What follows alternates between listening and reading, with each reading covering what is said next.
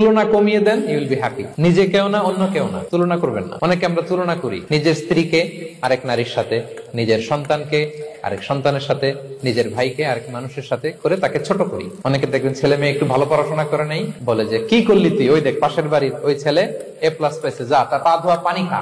Common কথা।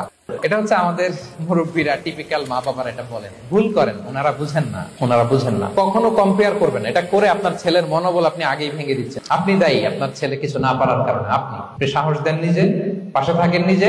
A+ যারা পাইছে ওর পা ধোয়া পানি খেতে বলছেন যে, এজন্য ওকে, ওই ছেলেকে আল্লাহ A+ পাওয়ার জন্য বানাইছে, আল্লাহ ওকে ওই মেধা দিচ্ছে। কিন্তু আপনার ছেলেরা আবার আল্লাহ তাআলা অন্যদিকে মেধা বাড়াইছে।